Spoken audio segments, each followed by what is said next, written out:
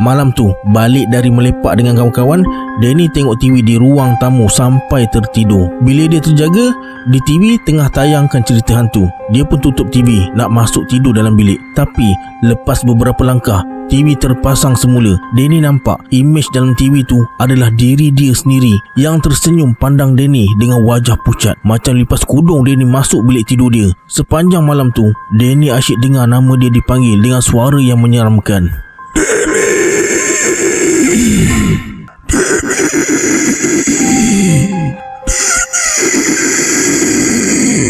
Macam-macam surah Danny baca sampai dia tertidur.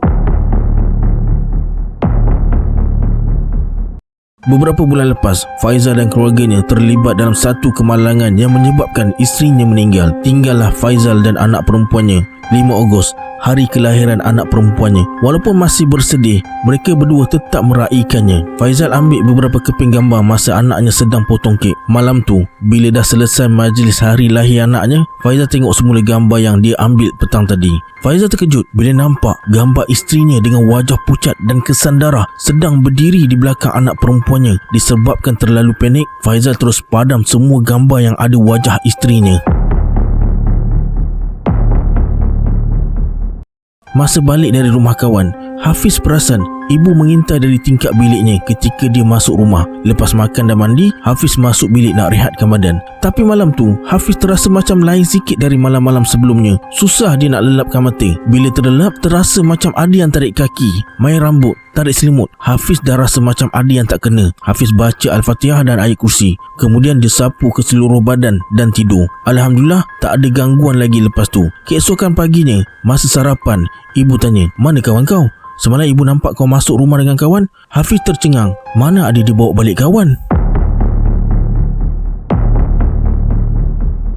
Seorang budak lelaki dan kakaknya pergi kutip buah beri bersama ibu bapanya dalam hutan. Tiba-tiba, budak lelaki tu dan kakaknya hilang. Mengikut laporan ibu bapanya, mereka terlepas pandang beberapa saat je, anak-anak mereka dah hilang. Lepas Tommy dan tim cari, anak perempuan pasangan tu berjaya ditemui dalam masa yang singkat. Tapi bila tanya mana adik lelakinya, kakak cakap adik dia dah dibawa oleh lelaki beruang. Lelaki beruang tu bagi dia buah beri dan suruh dia senyap sebab lelaki beruang tu nak main dengan adik kejap. Kemudian, lelaki beruang tu dukung adik atas bahu dan adik nampak tenang je. Benda pertama yang terlintas di fikiran Tommy dan tim dia adalah budak lelaki tu dah kena culik. Tapi kakak cakap yang lelaki beruang tu bukan manusia biasa sebab lelaki tu tinggi dan berbulu satu badan macam beruang dan berwajah pelik. Berminggu-minggu mereka cari budak lelaki tu sampai sekarang tak jumpa. 3 wanita, 3 generasi, nenek, mak dan anak perempuan keluar pergi jungle trekking di hutan. Tak lama berjalan, mereka berehat sebentar. Kemudian, anak perempuan mereka panjat pokok di kawasan tempat mereka berehat tu kejap sebab nak tengok view hutan. Tapi dia tak turun-turun dari pokok tu. Berjam-jam mak dan nenek dia tunggu anak perempuan mereka. Dah dipanggil-panggil lama, tak menyahut. Jadi si mak telefon pejabat Tommy dan laporkan kejadian tu. Penat juga Tommy dengan tim dia cari sekeliling tempat dan setiap pokok yang ada di kawasan tu. Memang tak jumpa. Mereka pun pelik, ke mana anak perempuan dia pergi sebab mak dan nenek tu cakap mereka tak nampak pun anak perempuan mereka tu turun dari pokok yang ada depan mereka. Tommy dan tim ditugaskan untuk cari seorang lelaki yang pergi mendaki gunung tapi tak balik-balik. Dipendekkan cerita, tim Tommy jumpa lelaki tu terperangkap di celah-celah gunung dengan kaki yang patah. Dah 2 hari dia terperangkap di situ. Lelaki tu terpaksa dibawa keluar dengan helikopter. Tommy dengar cerita dari paramedik. Lelaki tu cerita masa dia mendaki dan sampai di puncak, tiba-tiba dia ternampak ada seorang lelaki lain. Lelaki tu cuma pakai parka sejenis baju sejuk dan seluar ski je dan langsung tak bawa peralatan memanjat. Dia pun tegur lelaki tu. Bila lelaki tu toleh, dia tengok lelaki tu tak ada muka. Dia terkejut dan cuba lari turun ke bawah dengan tergesa-gesa sampai dia terjatuh dan terperangkap di celah-celah gunung tu. Setiap malam dia dengar lelaki tanpa muka turun gunung tu dan keluarkan jeritan macam muka kena tekup dengan kain.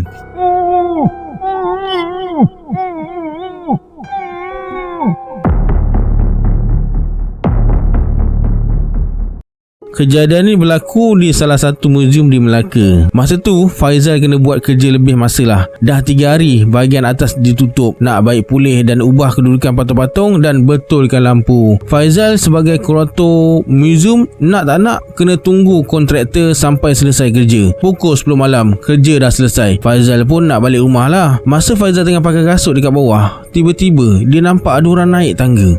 Orang tu berpakaian segak, bertanjak dan bersongkit. Dia naik, tengok Faizal dan terus masuk ke dalam muzium. Faizal terus cabut, pintu dia biarkan terbuka. Kalau bos dia tahu memang dia kena marah. Pagi esoknya Faizal sampai dulu. Takut kena marah kan. Dia terkejut tengok patung Parlimen Awang dengan Ferdinand Magellan ada dekat luar muzium tengah tengok laut. Tangan Magellan tunjuk ke arah Sungai Melaka. Cepat-cepat Faizal angkat dan letak patung tu ke dalam semula. Ada satu malam tu, Faizal terpaksa ke muzium semula sebab kawan dia bernama Ali tertinggal blueprint dekat office. Bos nak blueprint tu malam tu juga. Katanya nak tunjuk dekat MB Melaka besok. Nak minta dana katanya. Waktu tu jam dah pukul 10.40 malam. Kiranya masih awal lagi lah. Sampai dekat muzium, Ali masuk dalam pergi ambil blueprint dalam office. Office mereka ni kena naik tangga. Faizal pula tunggu dekat luar sambil isap rokok. Tiba-tiba bahu Faizal ditepuk dari belakang. Pam! Faizal toleh dan nampak ada lembaga berbadan besar sama macam malam tu, berpakaian macam zaman Melaka. Lembaga tu bertempik dekat telinga Faizal. "Labuhkan sahur!" Faizal tergamam dan terus lari turun ke bawah. Sampai dekat bawah, elok je Faizal tengok Ali tengah tunggu dia dekat kereta. "Aku dah panggil kau masa keluar tadi. Aku ingat kau dengar. Aku rasa seram, tu yang aku turun cepat tu," kata Ali. Dalam hati Faizal dah menyumpah seranah si Ali ni. Lepas kejadian malam tadi, besoknya Faizal masuk office. Bos suruh Faizal pergi muzium TLDM sebab ada barang baru nak masuk. Sampai pukul 2 pagi, Faizal masih dekat muzium tu buat kerja. Masa Faizal tengah leka tengok handphone, tiba-tiba terdengar bunyi kaca pecah. Cepat-cepat Faizal masuk ke dalam sebab dulu pernah ada kejadian anjing liar masuk dalam muzium, habis kena samak dan ada barang yang rosak. Bila sampai dekat dalam, Faizal terus periksa dekat bahagian tengah muzium sebab bunyi itu datangnya dari situ, dekat tempat pameran uniform polis dari zaman dulu sampai zaman sekarang. Faizal ingat patung jatuh kena balang kaca ke apa. Namun apa yang dia nampak bukan patung, tapi ada 6 ekor Pontianak tengah berdiri tegak dengan rambut panjang mengurai ke bawah. Faizal pun apa lagi, tak tunggu dah, terus lari panggil kawan dia, ajak teman. Kisah ni terjadi kepada Nita masa dia bekerja di tempat lama dulu. Ada seorang kakak office ni, nama dia Kak Leha. Hobi Kak Leha ni suka menyanyi, tak kira dekat mana. Pejabat, tandas, lobi, padang termasuklah dalam lift. Nak dijadikan cerita, satu hari tu Kak Leha kena balik lewat sikit sebab nak siapkan kerja yang bos dia bagi. Lepas dah siap semua, dia pun berkemas-kemas untuk balik. Sepanjang perjalanan nak ke lift tu, Kak Leha ni asyik menyanyi je, tapi tak adalah kuat mana pun, sekadar dengar sendiri je. Masa tu memang sunyi. Kak Leha pun tekan lift untuk turun. Lift pun terbuka. Kak Leha masuk dalam lift sambil menyanyi. Dalam lift tu pula penuh cermin. Apa lagi Kak Leha nyanyilah sambil tengok cermin. Tiba-tiba Kak Leha nampak diri dia yang dalam cermin tu tengah tersengih-sengih sambil tangan tutup mulut tahan sengih. Padahal tangan Kak Leha yang sebenar tengah berada dekat sisi dia. Tak pula dia tersengih tengok cermin. Diri dia yang dekat dalam cermin tu pula makin galak tersengih sampai terduduk. Bila pintu lift terbuka je, Kak Leha terus berlari keluar. Dan sejak kejadian tu, ramai yang takut naik lift sorang-sorang. Aseng, seorang penjual sayur yang dah lama menjual dekat pasar baru Teluk Intan tu. Ada malam tertentu, Aseng kena tidur dekat kedai dia. Malam tu, dia kena tunggu bekalan sayur daripada Cameron Highland. Lebih kurang pukul 2 pagi, Aseng terjaga. Aseng terdengar bunyi riuh rendah dekat tepi sungai. Dia terus bangun dan perhati ke arah sungai yang nampak sedikit kelam. Kata Aseng, dia nampak sekumpulan orang tengah berkumpul dekat tepi sungai. Dia pun beranikan diri pergi ke arah sungai tu. Bila sampai, alangkah terkejutnya dia, ada beberapa lelaki tengah duduk mencangkung, dan dekat belakang lelaki yang mencangkung tu berdiri lelaki berpakaian seragam tentera. Tentera tu terus hayunkan pedang dan penggal leher lelaki yang mencangkung tu. Kepala yang dipenggal tu bergolek dan betul-betul singgah dekat kaki Aseng. Kepala yang dah berpisah dari badan tu bersuara, "Tolong aku! Tolong!" Aseng terus buka langkah 1000 dan menyorok bawah kabinet jualan. Lepas kejadian tu, anak bongsu dia akan teman dia bila bekalan sayur sampai. Ada satu kejadian aneh berlaku di kawasan jual ayam hidup. Waktu tu Husin dibantu adiknya bernama Azman yang baru habis STPM. Tugas Azman hanya bersihkan tempat sembelihan dan cuci sangka ayam dari najis. "Adik, jangan lupa buang takut darah ni. Jangan dibiar selambak macam tu dalam tong cat," kata Husin. Memang Husin tak suka darah dibiarkan terpecik atas lantai simen. Sebab tu dia takung dulu darah tu dalam tong sebelum dibuang dalam sinki. Entah macam mana Azman boleh terlupa pula nak buang darah sembelihan tu.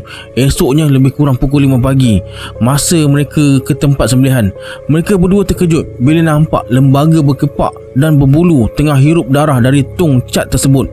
Lepas kejadian tu, Azman terus cuti seminggu sebab demam panas. Orang cakap tempat sembelih ayam tu bekas rumah mayat. Macam cerita sebelum ni, memang ada sesetengah pekerja tidur dekat kawasan dalam pasar tu sebab nak tunggu stok bekalan, dan ada juga kes curi sayur. Sanusi hilang beberapa ikat sayur. Nak tak nak, malam tu dia ambil keputusan untuk tidur semalam dekat gerai jualannya. Masa Sanusi tengah sedap layan klasik nasional dan nak terlelap, dia terdengar bunyi bayi menangis. Cepat-cepat dia bangun. Malam tu adalah juga beberapa orang peniaga yang bermalam dekat situ. Makin lama, makin kuat pula bunyi bayi menangis tu. Kemudian Sanusi beranikan diri pergi meronda. Manalah tahu memang ada orang buang bayi dekat kawasan tu. Masa dia berada dekat kawasan tandas awam, jantungnya berdegup kencang. Bulu roma terus meremang bila nampak ada bayi merangkak keluar dari tandas. Badan bayi tu dilumuri darah dan ada beberapa jurai pokok kiambang lilit tubuh bayi tu. Sanusi terus berlari semula ke gerai dan kejutkan peniaga yang lain. Sanusi dan beberapa peniaga lain nampak kelibat bayi merangkak dari gigi sungai naik ke darat dan terus hilang dari pandangan. Ada satu malam tu, tempat sembelihan ayam dikejutkan dengan kehadiran penanggal makan segala isi perut ayam. Malam tu, Rosli nak bakar segala isi perut ayam. Sebelum ni, ada lori yang datang ambil sisa tu untuk dijadikan makanan khinzir. Tapi Rosli cadang nak bakar je sebab malam sebelumnya, isteri dia kata ternampak kelibat penanggal datang dari seberang sungai. Masa Rosli nak hidupkan api guna mancis, api asyik terpadam je dan dia terperasan macam ada yang meniup dari belakang. Rosli ingat angin tepi sungai lah katakan. Bila kerap sangat terpadam, Rosli rasa macam ada sesuatu yang tak kena. Dia toleh ke belakang dan ternampak ada penanggal tengah menyeringai terawang-awangan pandang dia. Penanggal tu tiup muka Rosli dan malam tu Rosli dikejarkan ke hospital sebab terkena serangan jantung. Kejadian ni berlaku masa nak masuk waktu maghrib. Isa yang berniaga daging dekat pasar ni pergi lepaskan hajat dekat dalam tandas. Masa dia tengah basuh tangan dekat sinki, kepalanya dihentak sesuatu. Dia terus terduduk. Bila dia tengok atas, Isa nampak seorang lelaki berpakaian coklat cair. Dekat pinggangnya ada pedang samurai. Bagero, lelaki tu bertempik. Muka Isa terus disepak. Nak pitam jugalah bila kena sepak tu. Tapi bila dia tengok balik, tentera tu dah tak ada, hilang dari pandangan. Terpinga-pinga lah Isa keluar dari tandas dan terus berkemas pulang ke rumah. Keesokan harinya, satu pasar kecoh bila Isa ceritakan apa yang terjadi. Ada yang kata mungkin orang gila yang pakai macam tentera Jepun. Tapi bila difikirkan balik, masa pendudukan Jepun dekat sini, memang ada kes tentera Jepun penggal kepala orang dan mayat dicampak ke dalam sungai.